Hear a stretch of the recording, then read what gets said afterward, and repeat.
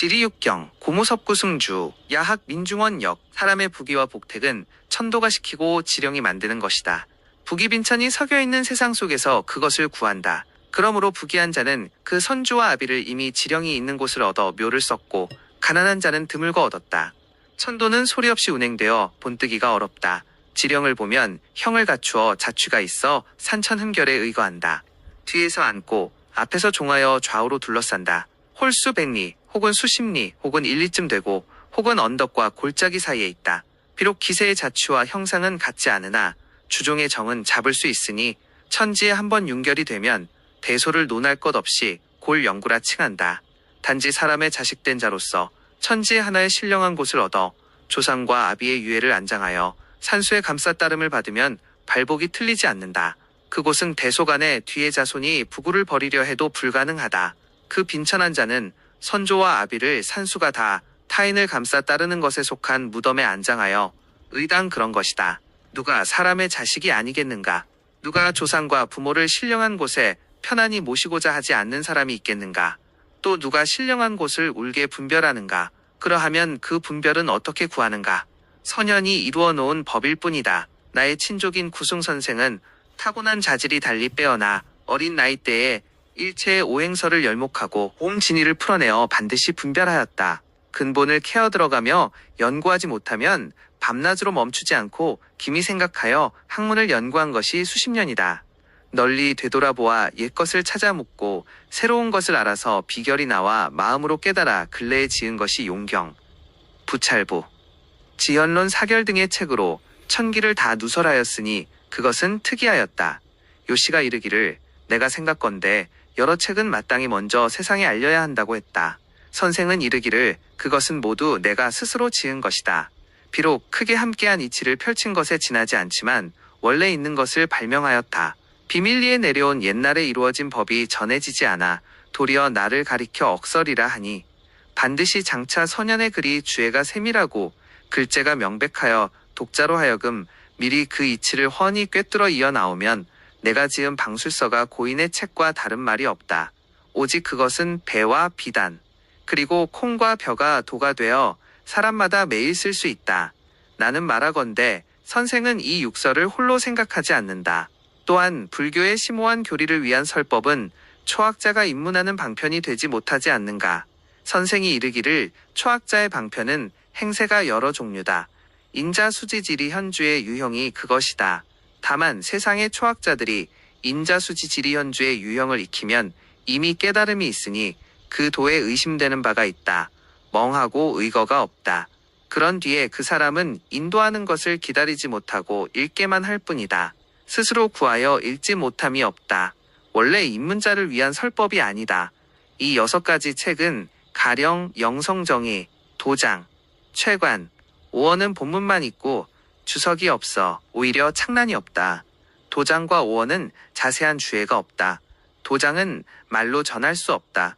오원은 여러 책을 널리 갖추었다. 최관의 옛 주석은 사용하기에 적합하지 않다. 정이라면 도리어 옛 주석이 세상에 오랫동안 묻혔다가 이제 크게 나왔을 뿐 아니라 세상에 일어났다. 가령 청랑수법가는 비록 임술년에 정했지만 선생과 내가 연구한 것이 20년에 그 이치가 바야흐로 나왔다. 계년에 장경을 엮어 만들었다. 나는 말하기를 대학은 정자와 주자로부터 정하여 전해져서 비로소 물리가 접속되고 혈맥이 관통했다고 하였다. 이제 장경 1편에 그 공은 넘겨주지 못한다. 가령 천옥경은 내가 생각건대 길게 흑단을 만들었다. 금년 정묘에 선생이 해령에 돌아오고 난 뒤에 전주를 논하여 정했는데 하루아침에 막아가려 모두 소진되었다. 천하의 고명한 사람들은 상하지 않은 마음으로 쾌활하게 한번 읽어 종전에 사악하고 더러운 것을 씻어낸다.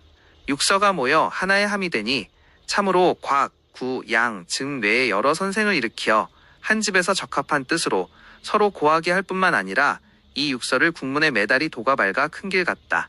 그리고 그 도를 얻고 얻지 못함은 영구에 얻고 못 얻는 것으로 그 소관은 밝고 넉넉하다. 만약 혹 그렇게 시키는 것은 이른바 천도가 아니겠는가. 주육경의언, 지리책은 이미 수레에 가득 찼다. 후학들은 자연히 다 읽지 못한다. 그러나 살펴 선택하지 않으면 안 된다. 알고 속된 책이 있고 어느 정도 경지에 오른 책이 있고 더 깊이 있는 책이 있으며 신을 뛰어넘어 조화에 든 책이 있다. 또 믿을 수 없는 황당한 말로 전해지고 좋은 법술이라고 거짓 칭탁한 것이 있다. 도리어 가히 다 읽고 버리고 취하지 않는가. 유달리 잘못되지 않은 것을 모아 거두지 않으면 도가 있는 책은 보나 도를 얻지 못하는 책도 거두지 못한다. 오직 이 육경은 신을 초월하여 조화에 드는 도를 얻는 책이다. 그래서 특별히 기록한다. 지리는 만두로 채를 삼고 이기로 용을 삼는다. 그러므로 이 육경의 선우는 그것으로 차례를 삼는다. 만두의 세 가지 책 중 첫머리에 있는 장경은 생기를 말한다. 그 다음에 도장은 혈법을 밝혔고 그 다음에 정의는 작법을 자세히 하였다. 그리고 정의 하나의 책은 만두와 이기를 좋게 구비하였다. 만두가 끝나면 이기가 시작된다. 그 이기의 세 가지 책 중에 첫머리에 있는 최관은 승기로 중침을 따른다. 그 다음에 천옥은 방위로 정침을 따르고 그 다음에 청랑은 생황으로 봉침을 산출한다. 끝에 있는 오원은 만두와 이기를 합하여 하나로 꼰다. 장경 한 가지의 책은 오랫동안 잘못되어 왔다. 채씨가 정하여 8편이 되었고 오씨가 그 정밀하지 못한 것을 근심하고 정하여 내외 3편이 되고 이어서 정씨가 주의하였다.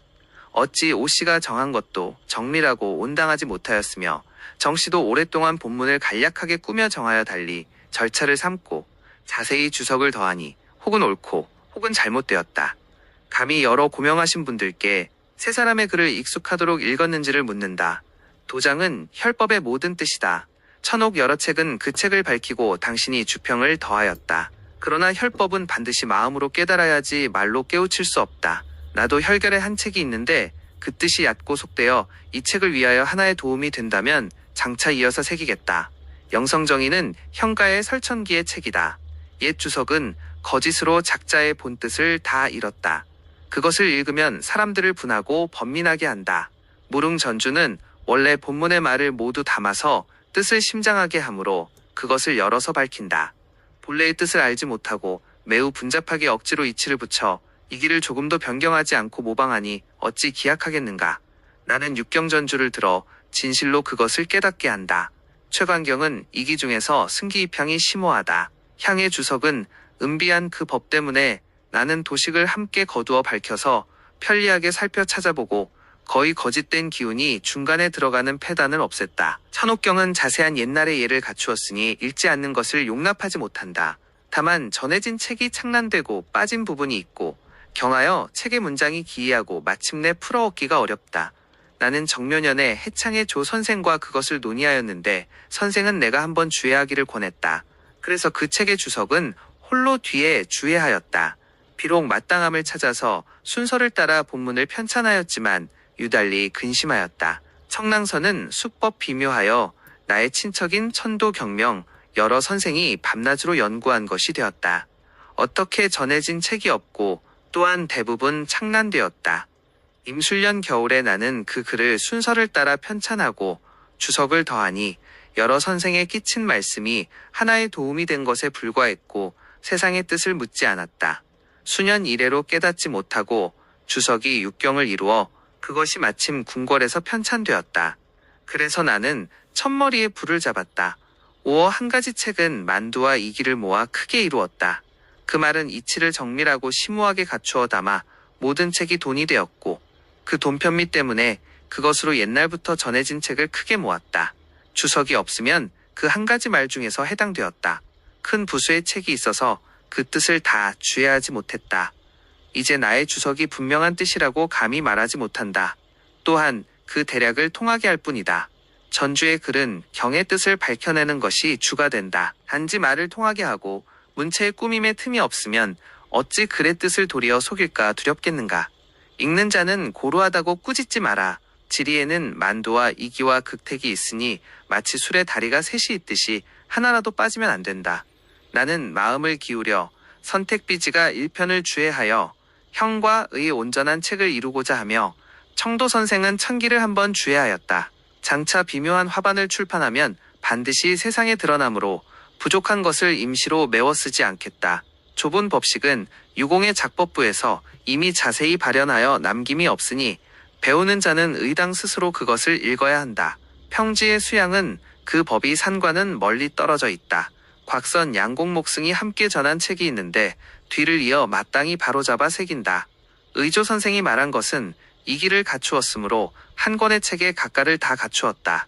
다만 어지러이 나열하여 너무 광범위하니 의당 삭제하고 바로잡아 새기어 붙인다.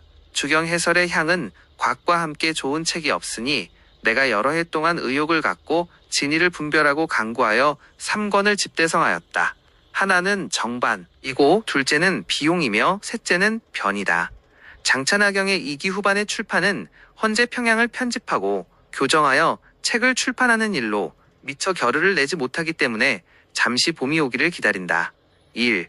이 책의 완성은 임술년부터 정묘년까지 6년이 넘어 비로소 주애하였다. 나아가 신민년에 이르러 그것을 출판할 시기에 의조 선생의 형님이 나머지를 위하여 임금을 움직였다. 번거로운 것을 삭제하고 간단한 글자를 보태며 문구를 바로잡아 자주 손으로 기록하는데 온종일도 부족하여 계속 등잔부를 밝혀 비로소 책을 만들었다. 나머지 두 사람이 한마음이 아니었다면 어찌 길을 열 수 있었겠는가. 지리육경주 목록, 권일, 장서, 곽경순 저, 권희, 도장, 양균송 저, 권삼, 영성정의, 하령통 저, 권사, 최관, 뇌문준 저, 권호, 천옥경, 양균송 저, 권육, 청랑서, 증문단 저, 청랑오어, 양균송 저, 지리대성 지리육경주 권지일.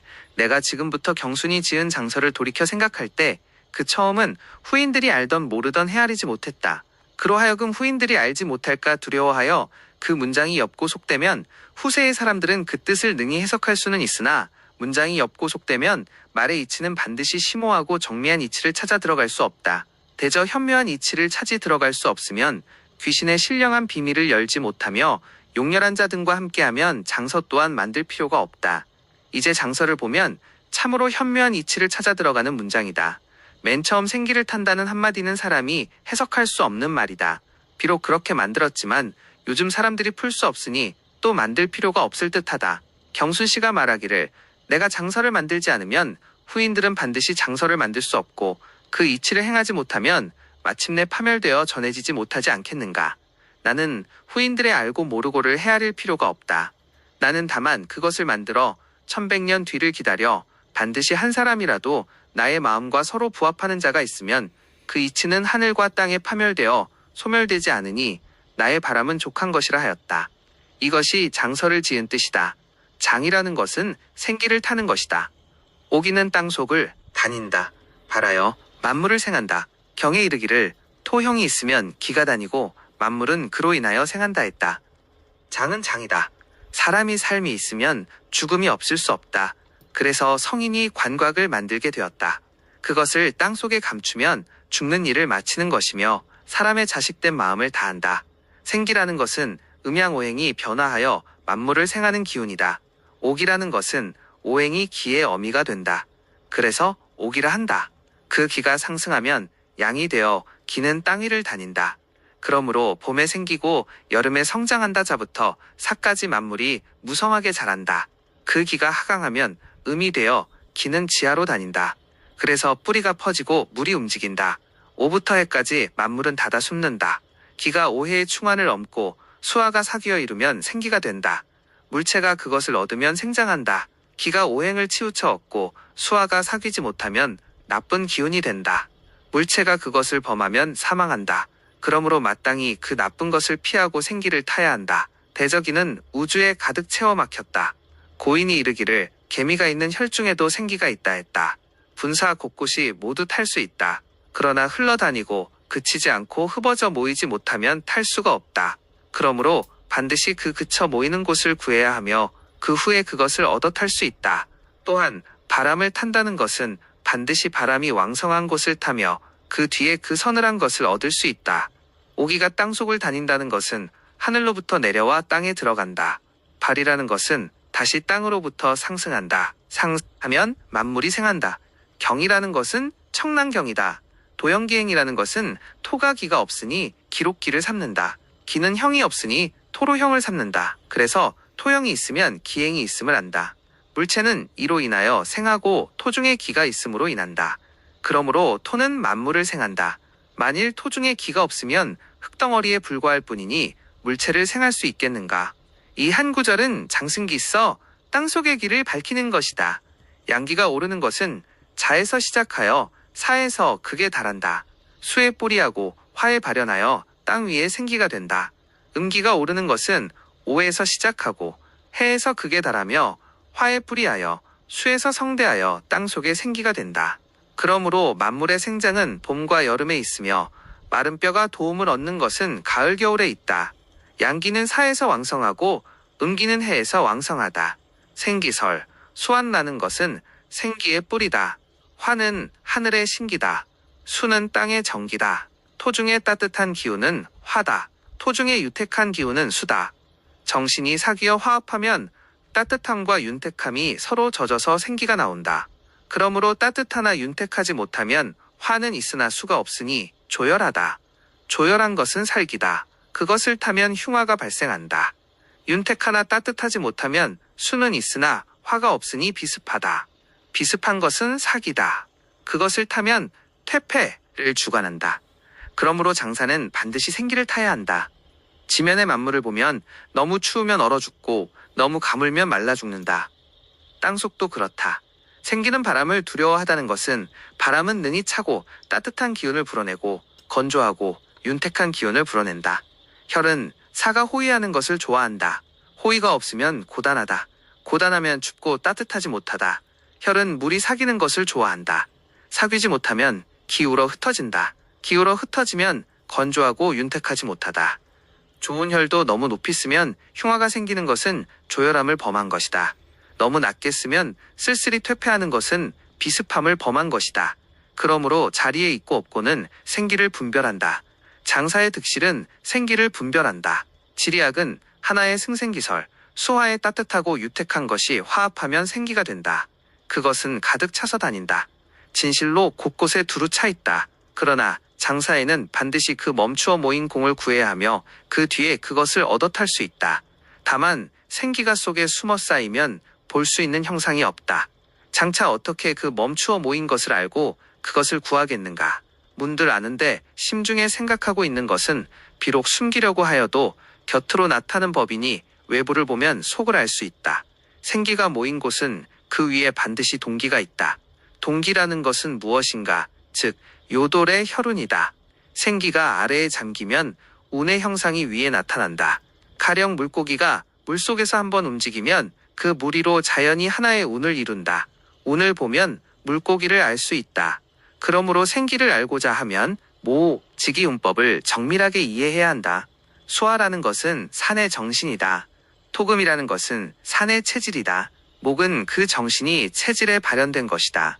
그러므로 토석이 거칠게 흩어지고 초목이 말라타는 산을 보면 곧 그 정신이 부족한 것을 안다. 어찌 생기가 있겠는가? 산의 몸체가 변화가 없고 조금도 변하여 움직이는 것이 없는 것은 단지 흘러다니는 기다. 도리어 멈추어 모이는 기가 없다. 오직 행용이 가하다. 혈을 구할 수 없다. 그러므로 혈을 이루는 산은 자연히 변하여 움직이고 반드시 그렇게 요돌의 태극원운이 있다. 지리의 도는 그 곽시의 여러 말로 도가 다한다. 대개장사의 도는 불과 생기를 타는 것이다. 왜냐하면 사람의 삶은 생기를 받아서 산다. 그러므로 사람은 천지의 살기와 접촉하여 느낀다. 가벼우면 병이 나고 중하면 죽는다. 늙은 사람은 생기가 소진되었으므로 또한 죽는다. 그 생기가 귀한 까닭이다. 대저 죽은 뼈는 흡사 생기를 탈 필요가 없는 듯하다. 그러나 죽은 뼈는 생기가 이은 것이다. 그러므로 생기를 얻으면 그 신이 편안하고 복을 생한다. 살기를 범하면 신이 불안하고 재앙을 내린다. 책 속의 생기는 겨우 혈중의 생기를 가리키는 말이다. 그러나 지리의 여러 가지 법에 어찌 생기를 타지 않는 것이 없는가? 물은 생에서 와서 묘로 가고자 하니 수법도 하나의 생기를 타는 것이다. 방위는 왕상이 귀하고 고허는 천하니 이기도 하나의 생기를 타는 것이다. 연월은 생황이 마땅하고 휴폐를 꺼린다. 극택도 하나의 생기를 타는 것이다. 지리의 도를 다 갖추면 그것은 생기를 타는 도이다. 생기를 타는 것을 능히 알면 지리의 능사를 마친다. 지극하도다. 승생기 세 글자는 지리의 온전한 정신을 다 담았다. 곽시가 아니면 누가 능히 그것을 말하겠는가. 사람은 부모로부터 몸을 받으니 본 유해가 기를 얻으면 자식의 몸이 음덕을 받는다. 경에 이르기를 기가 서로 느끼고 응하여 죽은 사람의 복이 산 사람에 미친다 하였다. 때문에 구리광산이 서쪽에서 무너지면 신령한 종이 동쪽에서 응하고 봄에 밤나무가 꽃피면 실내에서 밤알이 싹을 띄운다. 대개 삶은 기가 모인 것이고 응결된 것은 뼈를 이루어 죽으면 홀로 남는다. 그러므로 장사한다는 것은 도리어 기를 뼈에 들이어 음덕이 생기는 법이다. 이 한 구절은 죽은 유골이 기를 얻으면 살아있는 사람이 복을 받는 까닭을 밝힌 것이다. 문장이 명백하여 주석을 달 필요가 없다. 신령한 종은 한나라 때 미양궁의 일이다.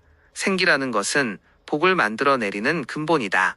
죽은 뼈가 생기를 얻으면 스스로 그 복을 누릴 수 없으므로 살아있는 사람과 그 유골이 서로 감응하여 복을 내린다. 몸소 낳은 부모는 진실로 서로 감응한다. 양자로 들인 자녀도 서로 감응하므로 또한 응한다. 타인은 함께 감응하지 않으니 응하지 못한다. 그 사람과 그 유골이 서로 감응하니 응한다. 어찌 다른 방법이 있겠는가. 하나의 이치로 필연일 뿐이다. 음양의 기는 내불면 바람이 되고 오르면 구름이 되며 내리면 비가 되고 땅속을 다니면 생기가 된다. 이 한 구절은 땅속의 생기를 밝힌 것이다. 내가 전에 음양에 오르고 내림은 한해에 오르고 내림이라 주의하였는데 한해에 오르내림은 사람들이 함께 알고 본 것이다. 그러므로 곽씨가 다시 말하지 않는다. 크게 오르고 내리는 가운데 만일 개월의 아침 저녁 사이에 또다시 작은 오르내림이 있으니 구름이 일고 비가 내리는 것이다. 장자가 이르기를 바람은 하늘과 땅이 기를 내뿜는 것이고 음양의 기이다. 오르내리고자 하나 오르내릴 수 없으면 천지가 사귀지 못하고 음양이 화하지 못한다. 그러므로 내불면 바람이 된다. 만약 음양의 기가 그 오르내림을 얻으면 땅의 기가 상승하여 구름이 되고 구름과 안개의 기가 하강하여 비가 된다. 그 오름은 땅으로부터 하늘에 이르고 음이 양과 사귄다. 그 내림은 하늘로부터 땅으로 들어가고 양이 음과 사귄다. 그러므로 하늘이 비를 내리지 못하면 땅은 만물을 생할 수 없다. 비가 이르는 곳은 생기가 이르는 곳이다. 말하는 자가 이르기를 음양의 기가 땅속을 다니면 곧 그것이 생기라 하고 이제 비가 내려 들어간 것이 생기가 된다고 말한다. 아마도 아니다. 내가 말하기를 음양의 기가 땅속을 다니면 오히려 빗물이 내려 들어가기를 기다리고 난 이후에 기가 있다. 누가 모르겠는가. 다만 그 기는 원기이지 생기가 아니다. 원기는 화이고 생기는 수이다. 원기는 생기의 근원이다. 생기는 원기의 쓰임이다. 가령 사람의 몸에는 원기가 있고 혈기가 있다. 원기는 사람 몸의 따뜻한 기운으로 한 몸의 주제가 된다. 혈기는 사람 몸의 윤기로 그 몸을 길러 살리는 것이다. 생기는 만물을 낳아 기르는 기운이고 원기를 가리켜 말하지 않는다. 생기는 그 원기를 낳아 기르는 것이다. 원기에 만약 생기의 양육이 없으면 원기는 날로 말라 없어진다. 그러므로 비가 땅에 들면 생기가 된다. 이것이 현가의 제일로 문한 이치다. 자세히 밝히지 않으면 안 된다. 나는 청컨대 물리와 도리 및 선현의 말씀 세 가지로 그것을 밝힌다. 본문에는 오르는 것은 구름이 되고 내리는 것은 비가 되며 땅속을 다니는 것은 생기가 된다고 말하지 않는다. 셋째, 항목의 문맥을 짓지 못하며 오르면 구름이 되고 내리면 비가 되며 땅속을 다니면 생기가 된다고 말한다. 음양의 길을 따라 오르내리는 가운데 달리 하나의 생기가 나오는 것을 가리켜 두 글자가 되니 이는 문맥을 하나로 꿰뚫는다. 대개 오르지 않고 내리지 않으면 이는 천지가 사귀지 못하고 사귀지 못하면 어찌 생기가 있겠는가. 음양의 기는 부모와 같고 생기는 아이들과 같다. 생기는 음양이 서로 사귀는 가운데 발생하는 것이다. 대저 만물을 생하는 것은 땅이다. 땅이 능히 만물을 생하는 것은 수에 힘입는다. 같은 하나의 땅인데 말라 건조한 것은 만물을 생하지 못한다. 또 그 땅은 유택하면 다시 생한다. 비를 얻고 못 얻는 데 있다. 대개 땅 속의 만물은 수로서 양육되지 않음이 없다. 물은 날고 잠기는 동식물은 물이 끊기면 모두 죽는다. 사람은 비록 불에 익힌 음식을 먹지만 죽과 차는 입에 들어가면 수다. 그러므로 혀를 열어 말라타서 건조한 땅은 흉하지 않음이 없다. 곱고 유택한 땅은 불길함이 없다. 건조한 것은 화가 되고 윤택한 것은 수가 된다. 만물이 화에 들면 타죽지 않음이 없다. 그러므로 혈중에 화가 많으면 크게 흉하지 않음이 없다. 그 비가 있는 곳은 만물을 양육하는 까닭으로 생기가 된다. 다만 쌓여 모여 고이면 안 된다. 고인 물은 화의 따뜻한 기운을 끊어서 사기가 된다. 요금정이 이르기를 산 위에 있는 물은 들어가는 물이고 산 아래에 있는 물은 설기되어 나가는 물이다. 흩어져 새나간 것이 순환하여 되풀이하여 적시지 않으면 산은 초목이 말라 죽는 완고한 흙덩어리다. 요컨대 한 기운이 유통하고 순환하여 끝이 없으니 물은 그로 인한다. 또 이르기를 맨 꼭대기에 물이 있어 돌며 나머지를 적시면 이는 천지가 만물을 생함이 머리와 꼬리가 관통하여 생이가 펼쳐 뻗는다. 물체로 인하여 스스로 생이를 갖춘다. 그러므로 밖에서 도우면 생기는 천천히 들어갈 수 있다. 또 이르기를 유골을 장사 지내는 것은 젖목과 동일하다. 산이 나무의 시초면 유골은 다른 가지다. 가지는 이미 나무의 근본에서 생겼다. 나무 근본의 생기는 물을 기다리고자 한다. 나무에 물대지 못하면 땅은 건조하고 나무 뿌리는 어찌 능히 나머지 그늘을 기를 수 있겠는가. 좋은 장사라는 것은 봉도랑으로 그것을 굳게 하고 나누어 그것을 빽빽하게 하여 밖에 물을 인도하여 하늘의 은덕을 거둔다. 돌아 적시게 하여 땅을 적신다. 바깥물이 기울어 새나가면 속의 도움이 부족하다. 비록 이루어도 오래 견디지 못한다. 오래 견디지 못하면 자연이 말라탄다. 말라타면 어찌 능히 풍부하고 왕성하겠는가. 또 이르기를 땅에서 물이 솟아나와 만물을 씻고 적신 기운은 또 변화하여 비와 이슬이 된다. 윤택한 땅은 만물을 양육하고 윤회함이 그치지 않아 자연이 끝과 처음이 된다.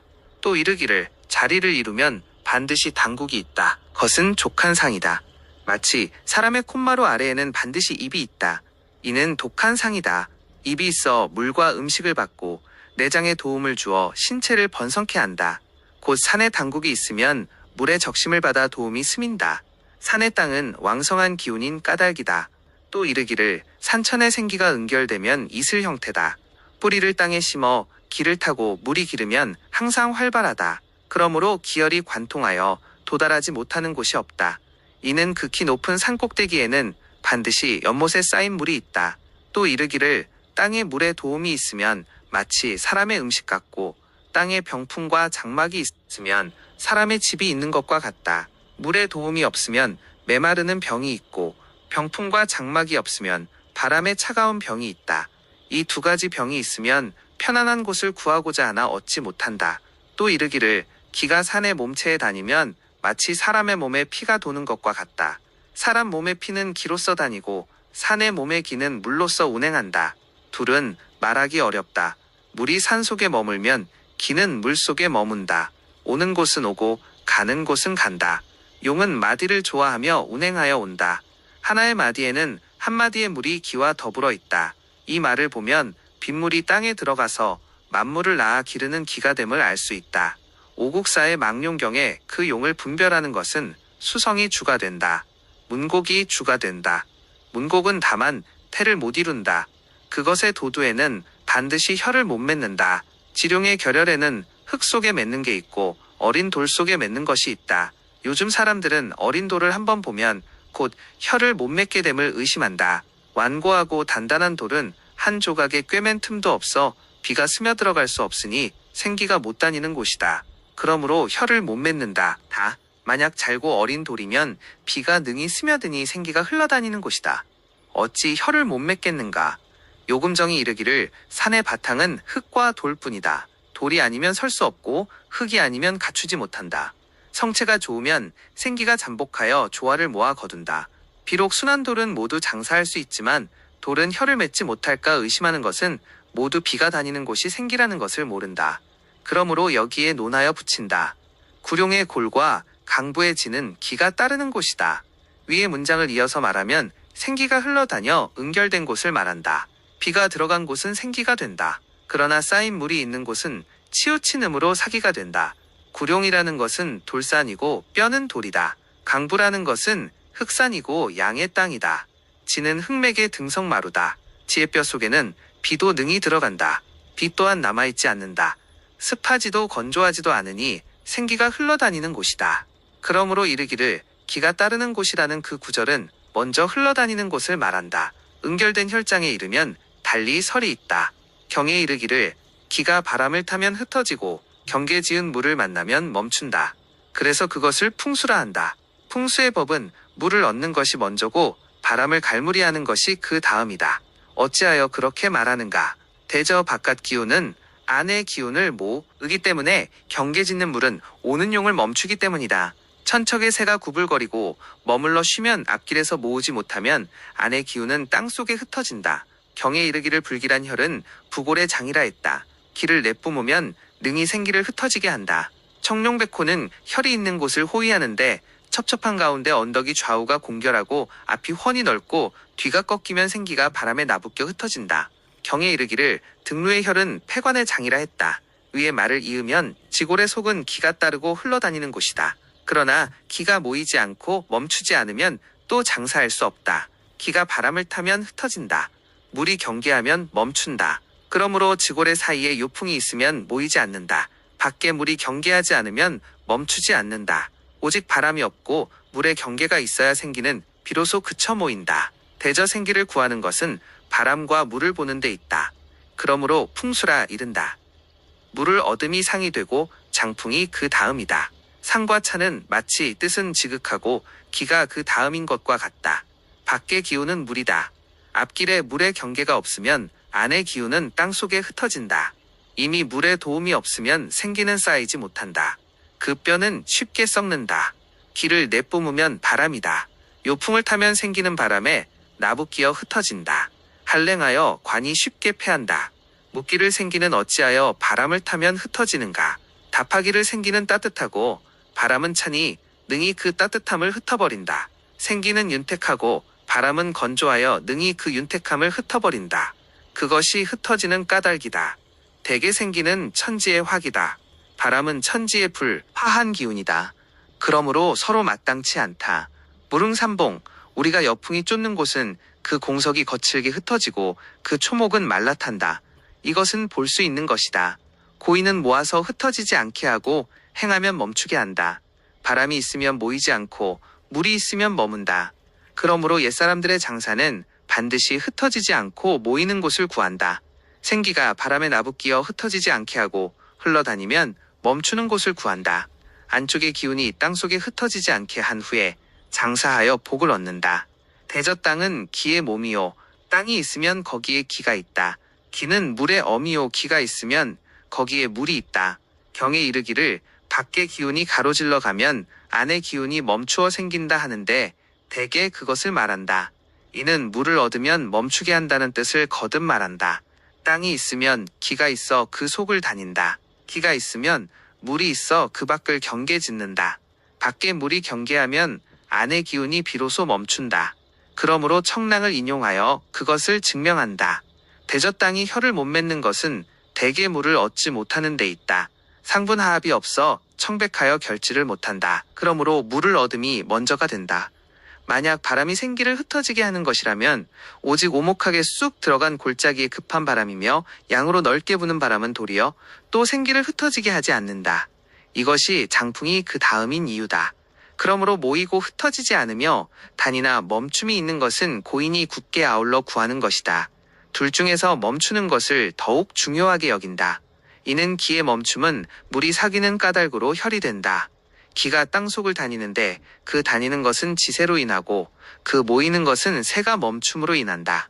장이라는 것은 그 일어난 곳을 찾고 그 멈춘 곳을 탄다. 지세는 맥을 찾고 산새는 석고를 찾는다. 동서로 혹은 남북으로 뱀처럼 구불거리며 천척은 새가 되고 백척은 형이 된다. 새가 오고 형이 멈추면 이것은 온전한 기가 된다. 온전한 기운의 땅은 마땅히 그 멈춘 곳에 장사한다. 이것은 위의 문장을 이어서 기를 모으고 멈추고 생하는 것을 말한다. 기가 땅의 속을 다니는데 사람은 볼 수 없다. 그러나 땅을 보면 기를 알 수 있다. 기가 다니는 것은 지세가 다니기 때문에 그 다니는 것을 안다. 기가 모이는 것은 지세가 멈추기 때문에 그 모이는 것을 안다.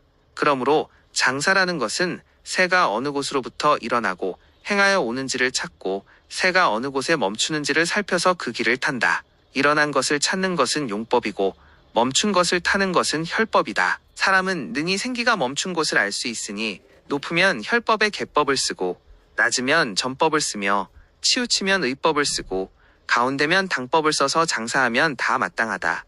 지세는 맥을 찾는다는 네 구절은 일어난 곳을 찾는 법을 말한다.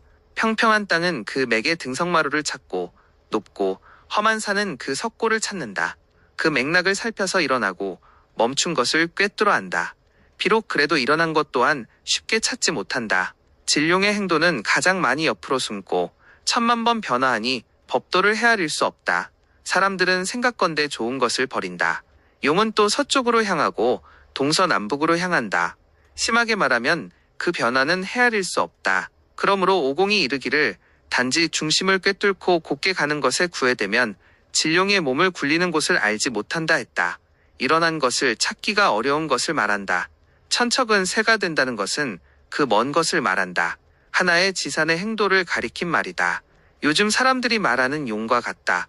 백척은 형이 된다는 것은 혀를 맺는 하나의 산을 가리킨 말이다. 요즘 사람들이 말하는 입수열장과 같다. 멀리의 새가 이미 오고 가까운 형이 멈추어 모이면 온전한 기운이 파손되지 않은 땅이 된다. 작혈은 응당 그 멈춘 곳에 장사하면 길하다. 완이자복하고 회완중복하며 마치 웅크리고 기다리는 듯하고 마치 잡고 있는 것 같다. 나가고자 하나 물러나고 멈추어 딛고자 하며 와서 쌓여 멈추어 모이고 음양이 충화한다. 땅이 높고 물이 깊어 초목이 무성하며 귀 불른 제우 같고 부는 망금 같다. 경에 이르기를 형이 멈추고 기가 쌓여 만물을 화생하면 상지가 된다. 이 형용은 지극한 기의 국이다. 완이자복은 용이 와서 굽어 돌고 굽어 꺾여 앞으로 향하여 가다 다시 뒤를 돌아본다는 것이다. 즉 양공이 이른바 태아픈로 나가 엎드린 뒤에 감산다는 말이다. 회완중복은 양변이 호위하여 따르고 감싸 두르는 것을 말한다. 하나가 아니면 족하다. 마치 웅크리고 기다리는 것 같다는 것은 혀를 맺는 산이 단엄하여 움직이지 않는 것을 말한다. 마치 사람이 웅크리고 앉아 기다리고 있는 것 같다. 마치 잡고 있는 것 같다는 것은 국중의 사수를 말한다. 받들어 향하지 않음이 없다. 모두 내가 하나로 잡고 있는 것이 된다. 나가고자 하나 물러난다는 것은 앙변의 혀를 호위하는 사가 나가고자 하나 또 뒤로 물러가 감히 명당에 들어가 혀를 핍박하지 못하는 것을 말한다. 멈추어 감고자 한다는 것은 국중의 물이 멈추어 모이고 나가지 않으며 깊이 잠겨 많이 쌓이는 것을 말한다. 와서 쌓여 멈추어 모인다는 것은 내 룡의 기운 쌓여 두텁고 멈춘 혈의 기는 모여서 활어지지 않는 것을 말한다. 음양충화라는 것은 혈이 맺힌 곳이 순양으로 흩어지지 않고 순음으로 경직되고 완강하지 않는 것을 말한다. 또 그 땅은 높고 물은 깊어 초목이 무성하면 그 땅은 아름다워 그 기상을 보면 마치 제후와 망금 등과 같이 귀하고 풍족하다. 이것은 상등인 땅의 국이다. 그러므로 곽씨가 형용을 갖추고 다시 청랑을 인용하여 증거했다. 천천의 새. 위사돈식은 용이 뱀처럼 구불거리고 와서 머물고 거기에서 멈추어 쉬다는 말이다. 다만 물에 경계지음이 없기 때문에 내기가 땅속에 흩어지고 혀를 맺지 못한다. 그것의 완자복 약거 이후는 위사돈식과 차이가 없다. 그러나 이것은 길하고 저것은 흉하다는 것은 대개 이것은 물이 사귀어 기가 멈추고 혀를 맺기 때문에 길하고 저것은 물이 경계짓지 못하여 혀를 맺지 못한다. 비록 용이 있어도 이로움이 없다. 이는 양공이 이른바 혀를 얻은 뒤에 용을 살피라는 것이다. 승생기 세지 두 글자는 또 혈의 도를 다 담았다. 대저 점혈법은 많다. 이용할 수 있는 성징과 체세와 형상은 끝이 100,000가지다. 말로 다 할 수 없다. 양공이 담은 도장심이 또한 그 요령을 얻었다. 그러나 12도장은 어찌 여기에 있는 세지가 아닌 게 없는가. 도장은 여기에 있다. 사람이 능히 생기가 멈춘 곳을 알면 직접 취하여 묘를 쓰면 백발백중한다. 다시 어면 혈법이 많이 있겠는가. 이 두 구절은 대지를 논한 것이다. 기가 왕성하면 비록 흘러가도 그 남은 것은 오히려 멈추어 있고 비록 흐러져도 그 깊은 것은 또 모여 있다. 그러므로 말라 건조한 곳에 갈무리함은 알아야 마땅하고 평탄한 곳에 갈무리함은 깊어야 마땅하다. 경에 이르기를 얕고 깊게 탈 수 있으면 풍수는 자연히 이루어진다고 하였다. 위에서 온전한 기운의 땅을 말한 것이니 용, 혈, 사, 수가 그쳐 모이지 않음이 없다. 이 말은 대지 이외에 그 남은 기운이 맺은 소국이다. 대지를 맺은 뒤에 그 남은 기운은 흩어져 흘러가고 다시 멈추지 않는 것이 보통이다. 그러나 용의 기운이 왕성한 것이 산에 있으면 비록 흘러가도 남은 기운이 오히려 멈추어 모여있는 땅이 있으면 비록 흩어져도 깊은 곳에는 오히려 갈물이 되어 쌓여 있다. 말라 건조함은 산을 말한다. 산의 몸체가 가파르므로 비가 온 뒤에는 말라 건조하다. 평탄한 땅은 남은 기운이 맺으니 그 기는 적고 얇다. 산에 있으면 깊게 쌓이지 못하므로 얕게 타야 마땅하다. 땅에 있으면 깊은 곳이 아니다. 또 남은 기운이 머물러 있을 수 없으므로 마땅히 깊게 취해야 한다. 그 위의 말은 모두 땅속의 생기를 타는 법과 땅속 생기의 이치를 살피는 것을 말하고, 그 이하의 말은 산지의 형태를 보고 형태에 의하여 길을 구하는 법을 말한 것이다. 중첩된 강부와 무리를 이룬 지롱에서는 땅이 모두 크면 특이하게 작은 것을 선택하고 모두 작으면 특이하게 큰 것을 고른다. 형세가 뒤섞이면 주인과 손님이 분별이 없으니 장사하지 못하는 곳이다.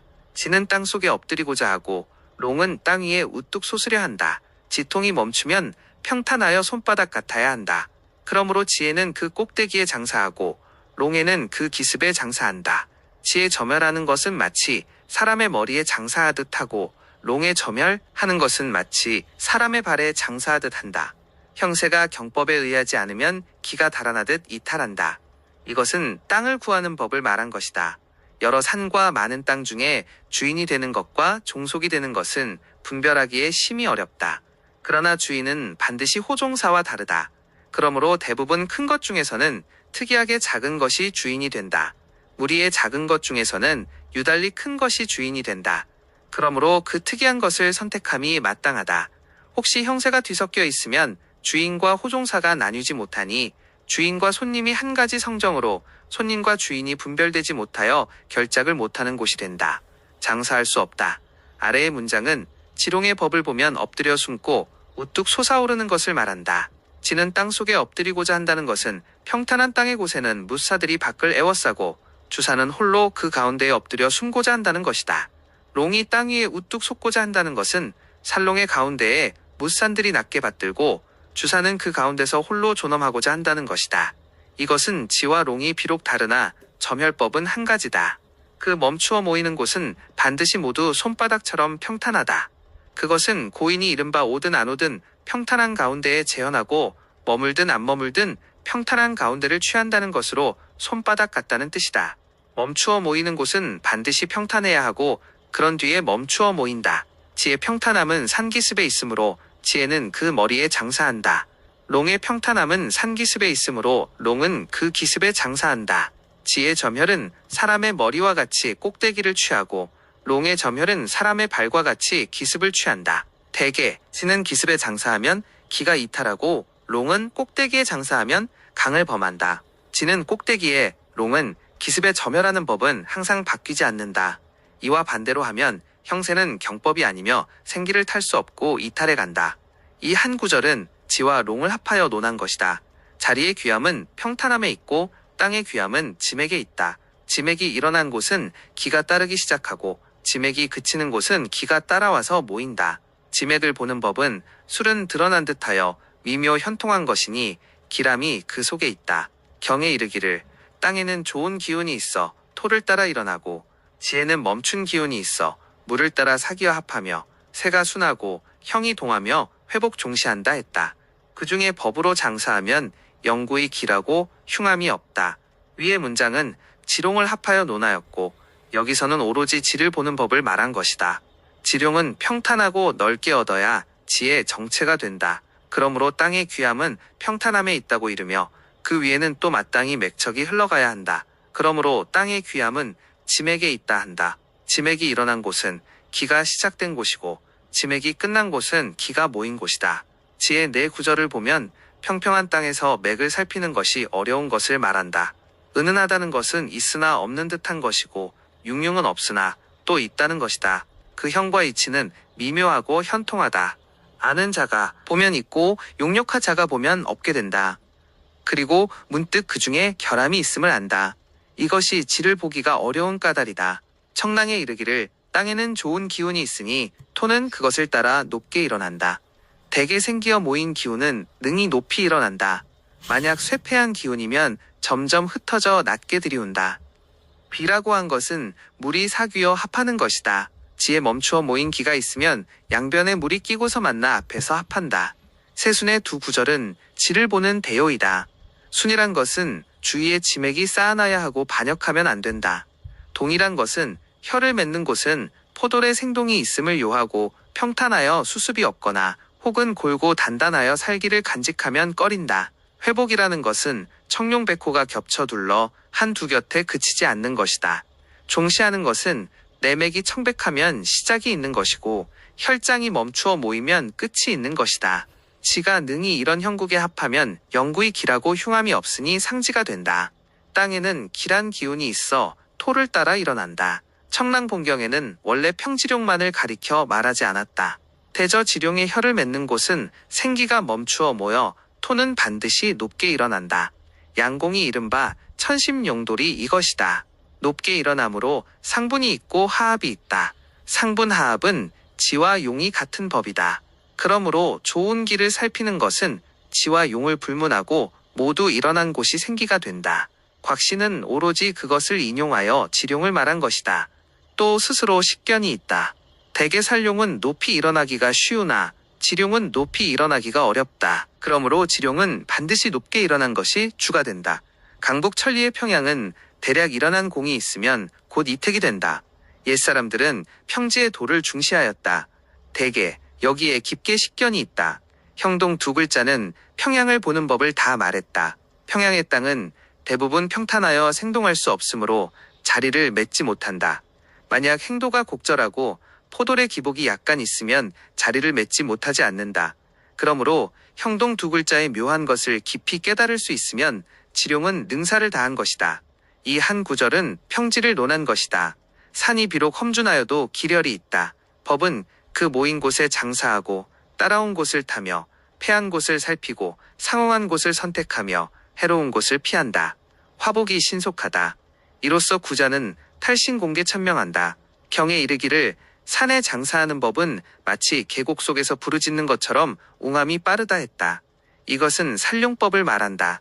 산세가 험준하여 위로부터 달려내려와 만약 멈추어 모인 곳이 없다면 생기가 맺힌 곳은 자연히 손바닥같이 평탄한 곳에 있음을 알게 된다.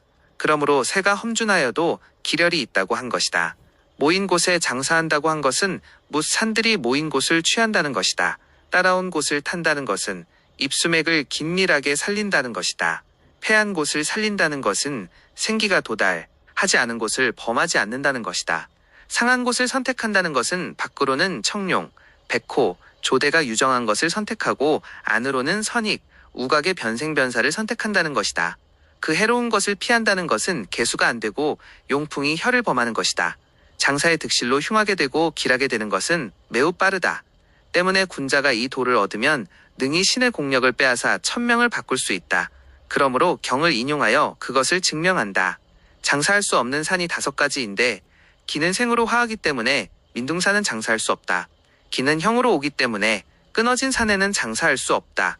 기는 흙으로 다니기 때문에 돌산에 장사할 수 없다. 기는 산세를 따라 멈추기 때문에 지나가는 산에는 장사할 수 없다. 기는 용으로 모이기 때문에 홀로 있는 산에는 장사할 수 없다. 경에 이르기를 동, 단, 석, 과, 독사는 새로운 흉함이 생기고 이미 있는 복을 소멸시킨다 했다. 이것은 불길한 산을 말한다. 기는 생으로 화하는데 민둥산은 모래자갈로 메말라 초목이 살지 못하고 천지간에 조화된 길을 발생함이 없다. 결이 윤습한 민둥산도 있는데 초목이 뿌리를 내릴 수 없으면 또 민둥산에서 길을 탈 수 없다. 기는 형으로 인하여 오는데 산맥이 이미 끊기면 기맥이 통할 수 없다. 기는 흙으로 다니는데 완석에는 결이 없으니 기가 다닐 수 없다. 그래서 돌산이 단단하여 꿰맨 곳이 없고 호미로 팔 수 없는 것이 바로 그것이다. 만약 체질이 원하고 어리며 결이 세밀하고 윤택하며 안색이 선명하고 물이 스며들 수 있는 것이라면 또 생기의 은결이 강한 것으로 돌산이 아니다. 기는 산세로 멈추는데 가로지른 산은 도도하여 마침내 지나가니 기가 멈추어 모이지 않는다. 만약 횡령결작으로 허리로 내려오면 또 지나가는 산이 아니다. 기는 용으로 모이고 여러 사가 감싸서 생기가 멈추어 모인다. 단산인 동룡은 감싸고 호위함이 없다. 만약 강한 용이 호위하여 따르는 것을 이탈하여 홀로 앞을 향하면 이름하여 고결이라 하고 또 독산이 아니며 도리어 영웅호걸이 나오는 것이다. 상지의 산은 엎드린 듯 이어진 듯하고 그 근원이 길고 멀어 하늘로부터 온 듯하다.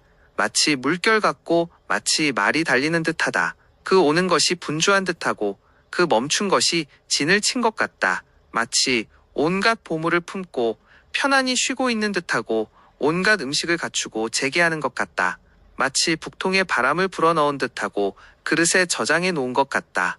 마치 용 같고 난새 같아 혹은 날고 혹은 서린 듯하며 날짐승이 엎드리고 들짐승이 웅크린 듯하며 마치 천자의 존엄함과 같다.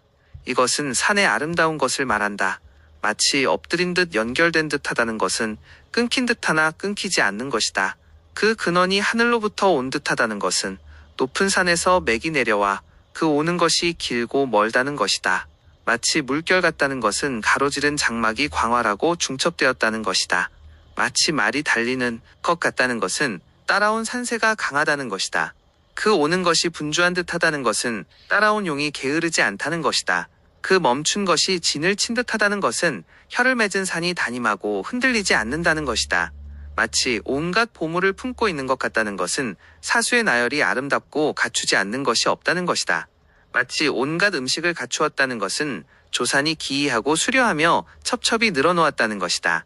마치 풀무질한 북 같다는 것은 가죽 속에 공기가 든 북 같다는 것이며 그 풍만하고 수척하지 않은 것을 말한다. 마치 그릇에 저장된 것 같다는 것은 생기가 멈추어 모인 것을 말하며 모두 기 속에 물체를 저장하여 흩어지지 않는다는 것이다. 용 같고 난새같이 혹은 날고 혹은 서린다는 것은 여러 산새가 마치 용이 날뛰어 오르는 모양 같고 마치 난새가 빙 돌아 날며 춤추는 것 같다는 말이다. 날짐승이 엎드리고 들짐승이 웅크린다는 것은 멈추어 모인 곳을 말하며 혹은 엎드리고 혹은 웅크리어 고요하고 가볍게 움직이지 않는다는 것이다. 그 형태가 단정하고 엄하여 마치 천자의 존귀함처럼 황홀하다는 것이다. 천광이 새롭게 발생하고 모든 물이 바다로 향하는 듯하고 모든 별들이 북극성을 받들 듯하며 사방의 산새가 단정하고 밝으며 장사할 수 없는 5가지 산이 없어야 하며 10개 중에 하나라도 갖추지 못하면 온전한 자리가 못 되고 그 다음이 된다. 이것은 산을 보는 법을 말한다.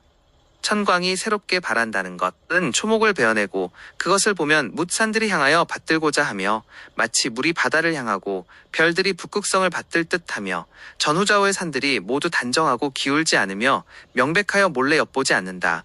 또 동, 단, 석, 과, 독산에 장사할 수 없는 5가지 해로움이 없다. 그것은 아름다운 땅이 된다. 만약 10가지가 족하고 1가지가 부족하면 곧 온전한 땅이라 할 수 없다. 점산의 법은 새가 어렵고 형이 그 다음이며 방위가 또 그 다음이다. 산새가 만마가 달리는 것 같고 근원이 멀리서 오니 하늘에서 내려오는 듯하면 왕을 장사하는 곳이다. 산새가 마치 큰 물결 같고 높고 험한 산봉우리가 중첩되면 제후의 장사다. 산새가 마치 용이 하늘로부터 내려오는 것 같고 물이 두르고 구름이 따르듯 하면 자기와 복록이 상공이다. 산새가 마치 중첩된 가옥 같고 초목이 무성하고 크면 개부건국의 땅이다. 산새가 마치 놀란 뱀같이 달아나 멈추지 못하고 굴곡하여 서서히 기울면 멸국망가의 땅이다. 산새가 마치 창과 같이 뾰족하고 곧으면 전쟁에 나가 죽고 형을 받아 갇힌다. 산새가 마치 흐르는 물과 같이 흘러내리고 다시 일어나지 못하면 산 사람이 모두 귀신이 된다. 새라는 것은 용법이다. 형이라는 것은 혈성이다. 방위라는 것은 천성이기이다. 새가 어려운 것은 큰 용과 큰 줄기는 세상에서 구하기 어려운 귀한 형체를 다 갖추었으며 용의 행도가 길고 멀어 존귀한 것이다. 은 비로소 큰 복과 크게 귀함을 능히 발생시켜 대대로 영구히 음덕을 준다. 그러므로 그런 것이 엄격하게 한다. 옛사람이 이르기를 부귀는 용신에 있다고 했다. 혈성이 아름다운 것이라면 소지에 많이 있는데 다만 좋은 용이 없으므로 속지가 된다. 형이 그 다음이라는 것은 좋은 용이 있으면 곧 좋은 혈이 있음을 요한다. 만약 혈성이 아름답지 못하면 또한 반드시 부족한 곳이 있다. 옛사람이 이른바 가서 좋은 것을 얻는 것은 서서 좋은 것을 얻는 것만 못하다고 했다. 방위의 쓰임은 형세의 기람을 자세히 이루기 때문이다. 그러므로 또 그 다음이다. 산새가 만마리의 말과 같다는 것은 온갖 산이 가지런히 안고 온다는 것이다. 큰 물결 같다는 것은 장막이 한 겹 또 한 겹인 것이다. 내려오는 용 같다는 것은 용새가 뛰어오르는 모양이고 호위하여 따르는 산들이 주밀하다는 것이다. 중첩된 가옥 같다는 것은 호위하는 산들이 많고 문호가 깊고 멀다는 것이다.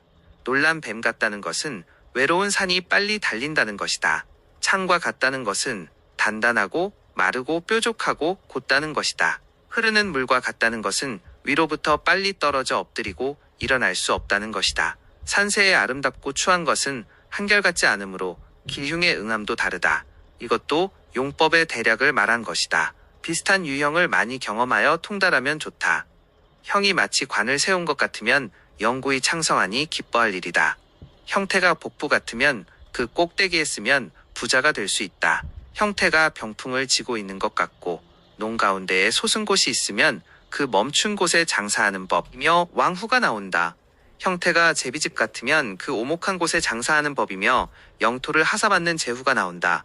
형태가 기울어진 술그릇 같으며 뒤에 산이 멀리서 오고 앞에서 굽어돌아 응하면 구경과 삼공이 나온다.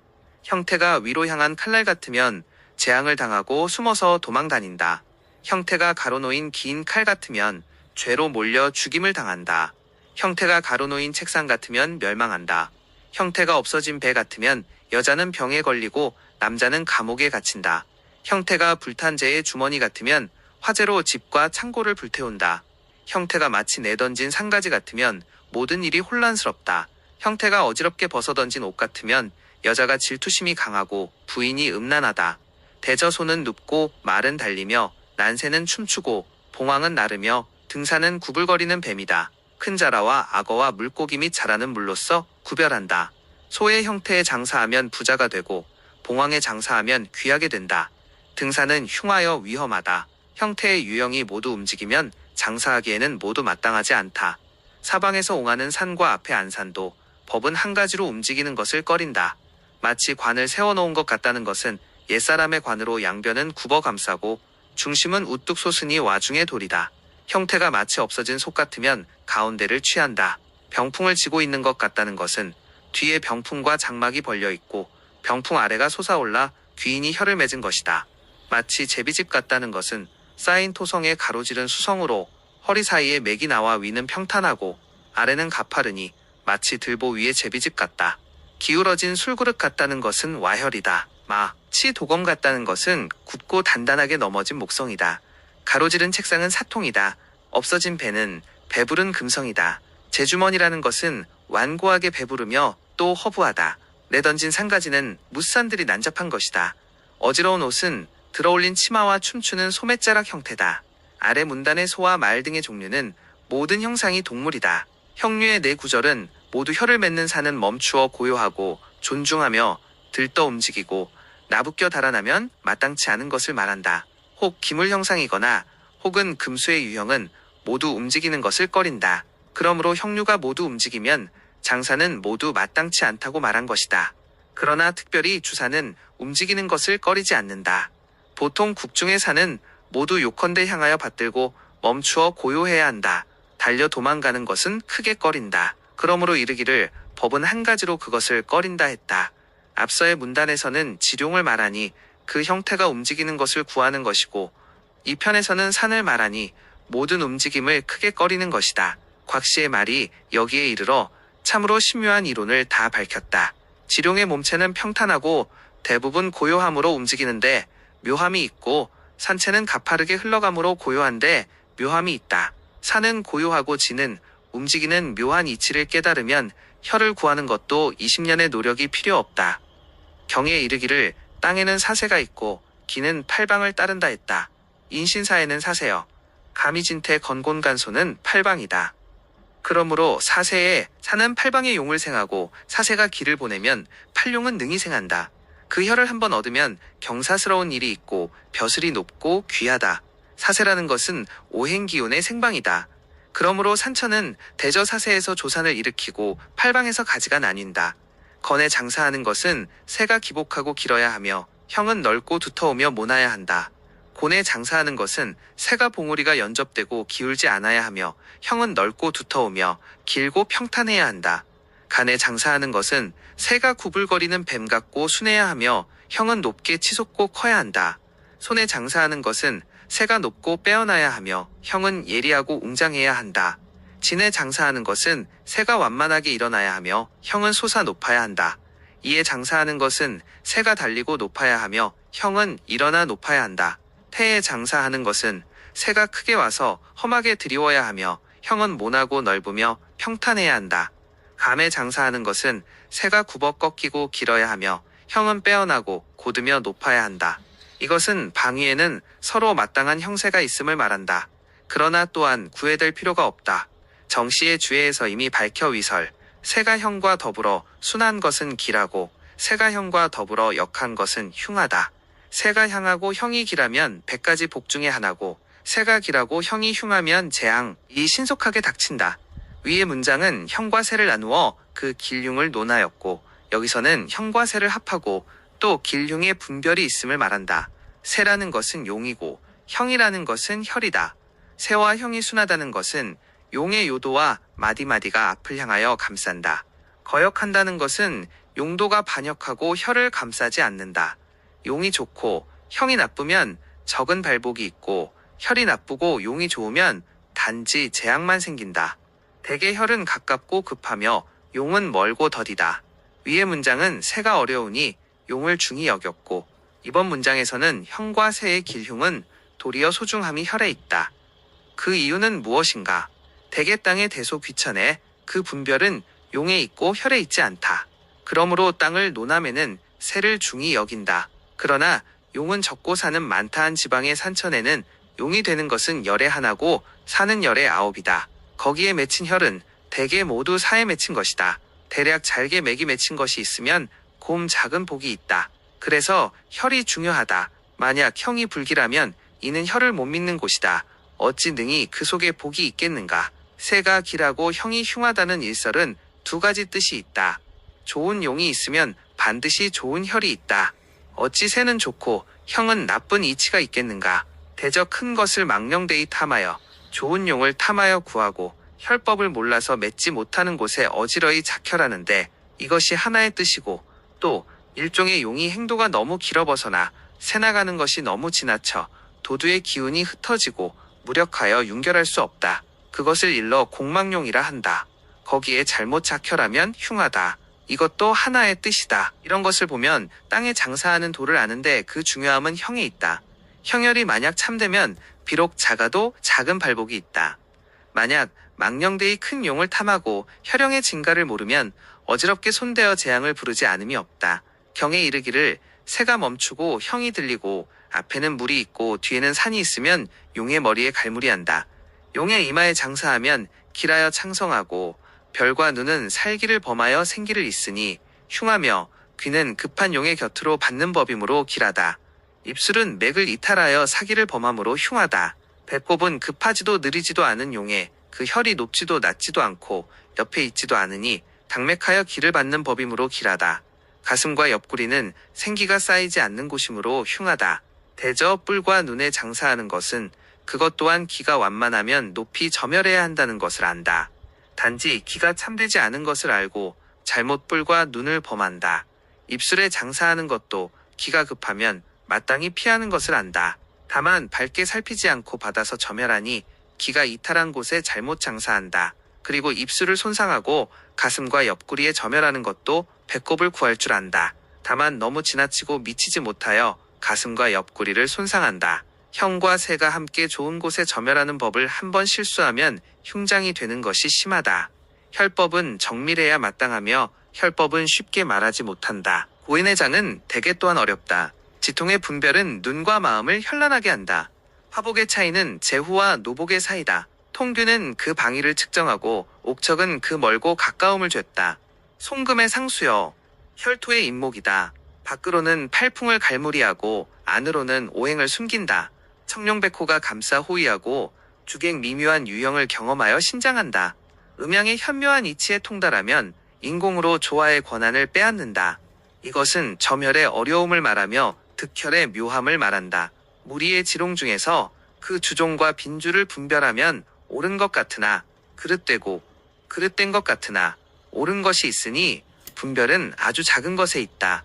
그러므로 눈을 현혹시키고 마음을 어지럽힌다 했다. 그리고 혈에 득실하니 혈이 어려운 것은 점혈법에 있다. 이미 그 형세를 살피고 또 응당토규로 그 방위를 측정하고 천성을 분별하고 음양을 나눈다. 그 참되게 떨어진 것과 거짓으로 떨어진 것을 살펴서 탈 것을 타고 버릴 것은 버려야 한다. 옥척으로 그 멀고 가까운 것을 재보고 천금과 지수를 잡는다. 그 공망 국압을 살펴서 앞뒤로 맞춘다. 점혈이 이미 정하여져서 마침내 진열을 얻으면 반드시 위에는 화생뇌의 약간 높은 곳인 승금이 있고 아래에는 양수가 만나 합하는 상수가 있으며 그 가운데에 혈토가 있다.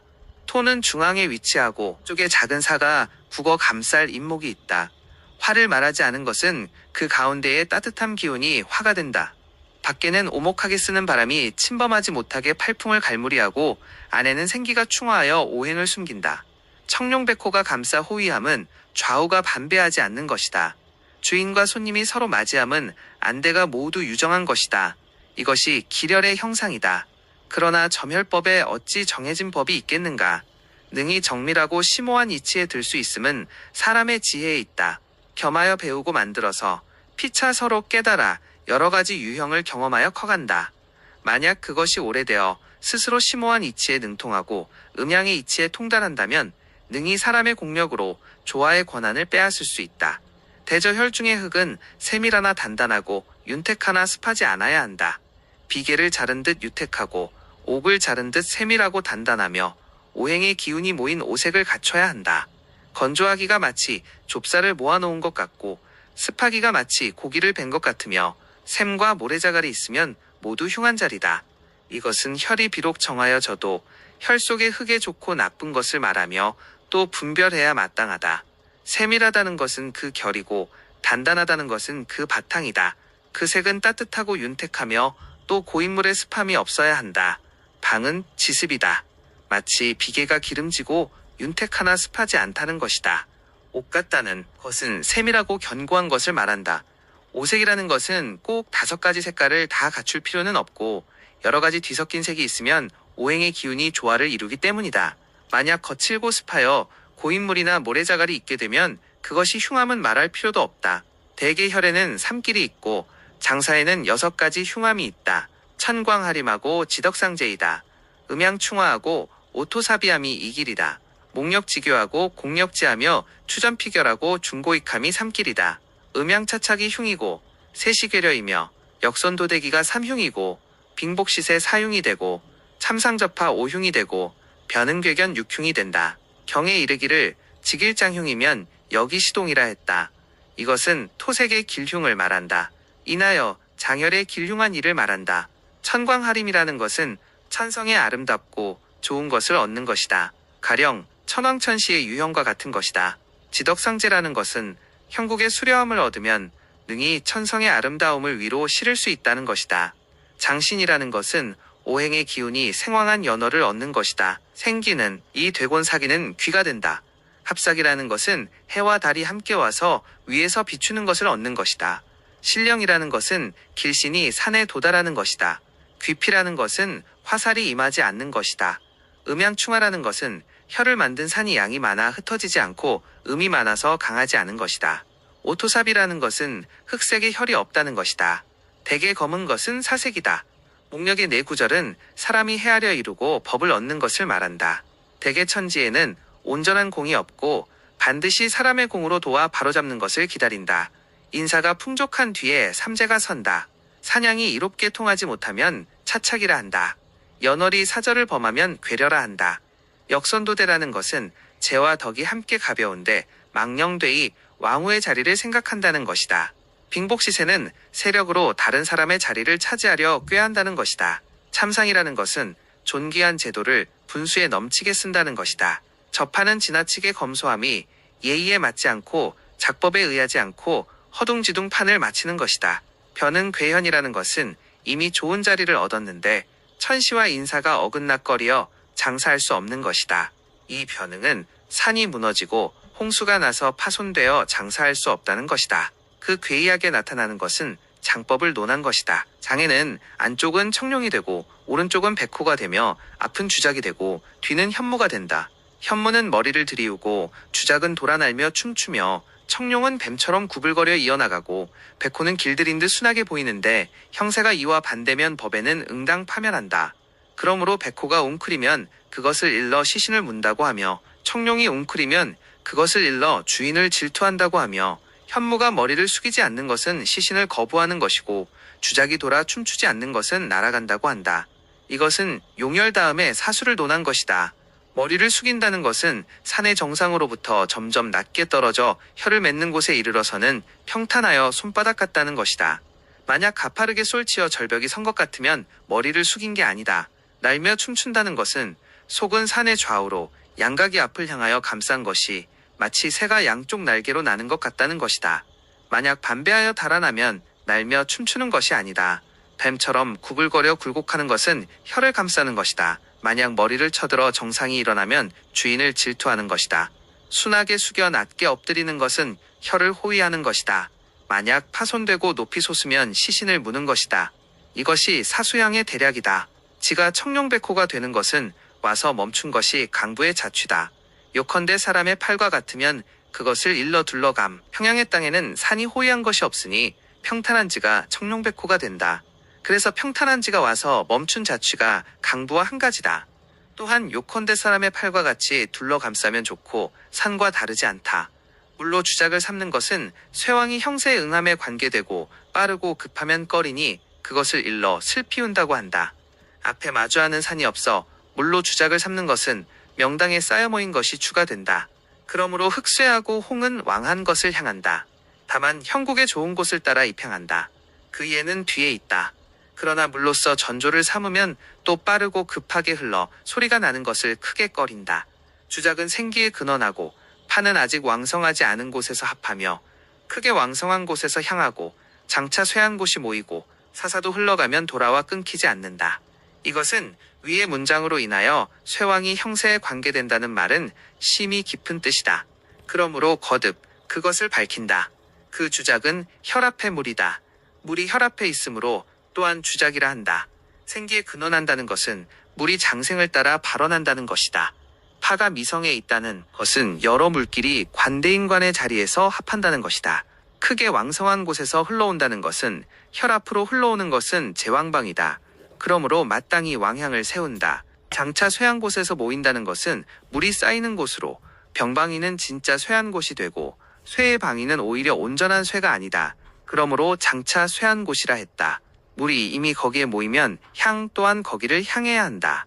하나의 혈압에는 쇠왕의 두 방위가 모두 입향할 수 있다. 그러므로 그 형국의 아름답고 수려한 것을 따라서 향을 세운다. 가령 왼쪽 물이 오른쪽으로 간다면 남쪽을 향한 국으로 오는 병화의 왕향이 되고 병화의 쇠향이 되지 않는다. 응당 어떤 향을 세운다면 명당의 수성을 본다. 오에 있으면 왕향을 세우고 미에 있으면 쇠향을 한다. 그러므로 쇠왕은 형이 그 방위에 응함과 관계된다고 했다. 사사라는 것은 사병몸절의 방위다. 유라는 것은 간다는 말이다.